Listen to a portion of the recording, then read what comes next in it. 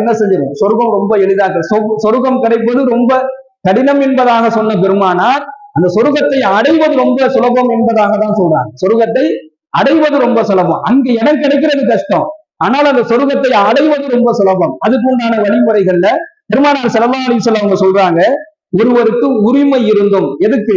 தர்க்கம் செய்வதற்கு உரிமை இருக்குது, விவாதம் செய்வதற்கு உரிமை இருந்தும் அவர் என்ன செய்யறாரு? தர்க்கமும் செய்யல, விவாதமும் செய்யல. சரி போ, அல்லாஹ் பார்த்துக்குவான் அப்படின்னு விட்டு கொடுத்துட்டு போறாருல, இவருக்கு அல்லாஹு தஆலா சொர்க்கத்தில் ஒரு ஓரமாக இடம் அளிக்கிறான். ஸல்லல்லாஹு அலைஹி வஸல்லம் இரண்டாவது சொல்றாங்க, கேளுக்காக வேண்டி கூட, அதாவது விளையாட்டிற்கு கூட பொய் பேசாத ஒரு அடியானுக்கு அல்லாஹ் சொர்க்கத்துல நடுவு பகுதியில் ஒரு இடத்தை அல்லாஹ் அவருக்காக வேண்டி உருவாக்குறான். இரண்டாவது. மூணாவது சொல்றாங்க, நறுகுணம் உடையவருக்கு அல்லாஹ் சொர்க்கத்தில் உயர்ந்த மேல்தளத்தில் ஒரு இடத்தை உருவாக்குகின்றான். இந்த தன்மை, இந்த குணம் உடையவர்களுக்கு சொர்க்கத்தில் இடம் உண்டு என்பதாக நபிகள் நாயகம்